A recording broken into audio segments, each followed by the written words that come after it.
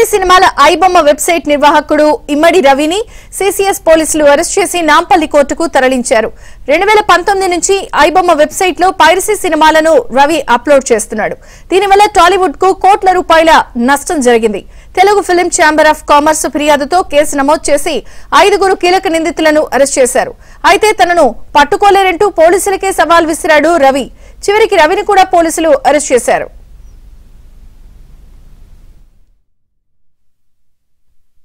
Side ఉండండి, side కి ఉండి తీసుకోండి.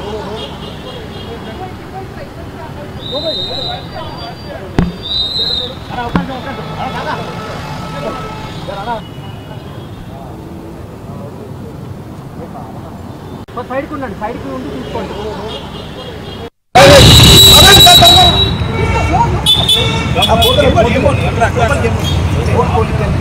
देखो बेटा रवि भाई, रवि भाई, रवि रवि रवि कर दो रवि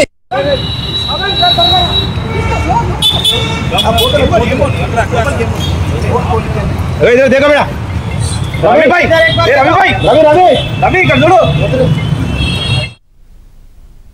గత 6 సంవత్సరాలుగా టాలీవుడ్ కి సంబంధించిన పైరసీ సినిమాలన్నింటినీ కూడా అప్లోడ్ చేస్తున్నటువంటి ఐబొమ్మ నిర్వాహకుడు ఇమ్మడి రవిని పోలీసులు అరెస్ట్ చేశారు. పూర్తి సమాచారం క్రైమ్ ప్రతినిధి ప్రవీణ్ అందిస్తారు. ప్రవీణ్,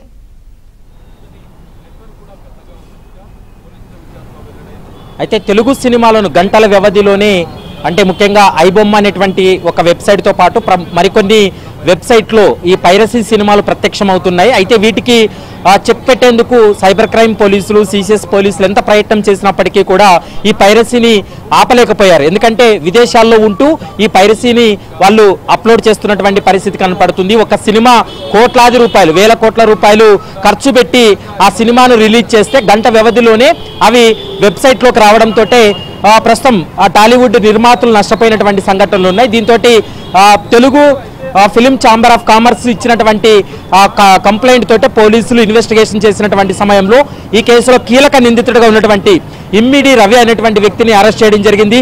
అతని నుండి కీలక సమాచారాన్ని కూడా రాబట్టారు. 2019 నుండి కూడా ఈ విధంగా పైరసీ చేసి సినిమాలను ఐబొమ్మతో పాటు మరికొన్ని వెబ్సైట్లో ఇతను అప్లోడ్ చేస్తున్నట్టు సిసిఎస్ పోలీసులు కూడా గుర్తించడం జరిగింది. ఈ రోజు ఉదయం కేబిహెచ్పి సమీపంలో అతన్ని అరెస్ట్ చేసిన తర్వాత కొద్ది నిమిషాల క్రితమే సిసిఎస్ నుంచి కూడా నాంపల్లి కోర్టుకు కూడా తరలించారు. మరికొద్దిసేపట్లో రిమాండ్కి తరలించే అవకాశం ఉంటుంది. ఈ విధంగా పైరసీ చేస్తున్నటువంటి నిందితులు మొత్తం 5 మందిని ఇప్పటి వరకు అరెస్ట్ చేయడం జరిగింది.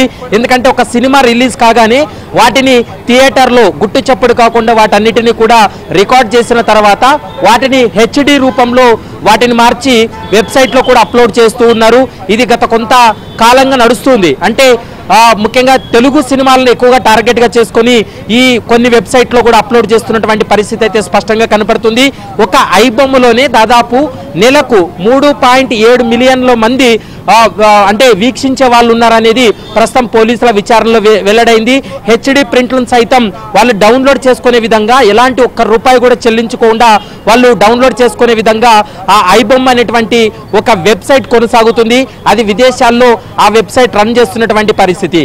ఆ వెబ్సైట్ కు దాదాపు 95% మరికొన్ని అనుబంధంగా కొన్ని వెబ్సైట్లు పనిచేస్తున్నాయి.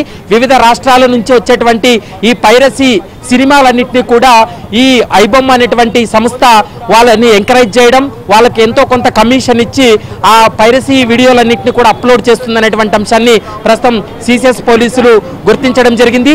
ఈ కేసులో కీలకంగా వ్యవహరించినటువంటి రవిని అయితే మాత్రం అరెస్ట్ చేసి జ్యుడిషియల్ రిమాండ్ కూడా మరికొద్దిసేపట్లో పంపేటువంటి అవకాశం అయితే కనపడుతుంది. అతను ఇచ్చినటువంటి సమాచారంతో మరికొంతమందిని కూడా అరెస్ట్ చేసేటువంటి అవకాశం ఉంటుంది. గతంలో మనం చూసాం, పోలీసులకే సవాల్ విసిరాడు. తనను పట్టుకోండి, ఎలా పట్టుకుంటారో చూద్దామంటూ కూడా అనేక సార్లు సోషల్ మీడియా వేదికగా అతను పోస్టింగ్లు పెట్టినటువంటి పరిస్థితి. ఎట్టకేలకు హైదరాబాద్లోకి ఎంటర్ అవ్వగానే అతను ఎంటర్ అయినటువంటి గంట వ్యవధిలోనే పోలీసులు ఆయన దగ్గరికి చేరుకొని అరెస్ట్ చేసి ఈ రోజు అంటే ఇప్పటి వరకు ఉదయం అరెస్ట్ చేశారు. సాయంత్రం వరకు విచారణ జరిపి కొంత కీలకమైనటువంటి సమాచారాన్ని రాబట్టడం జరిగింది. ఇప్పటి వరకు 2019 నుంచి ఇప్పటి వరకు కోట్ల రూపాయలు అతను సంపాదన ఉంది. మరోవైపు టాలీవుడ్ ఇండస్ట్రీకే దాదాపు వేలాది కోట్ల రూపాయలు నష్టం వాటిల్లిందనేది ఈ పైరసీ ద్వారా స్పష్టంగా అర్థమవుతుంది. ఇలాంటి పైరసీ మరోసారి ఎవరైనా చేసినట్లయితే వారిపైన ఐటీ చట్టంతో పాటు నూతనంగా వచ్చినటువంటి బిఎన్ఎస్ చట్టంలో కూడా స్పష్టంగా అందులో శిక్షలు ఉన్నాయి కాబట్టి వాటిని ఆధారంగా చేసుకొని చర్యలు తీసుకుంటామనేది స్పష్టంగా చెప్తున్నారు. Thank you Praveen.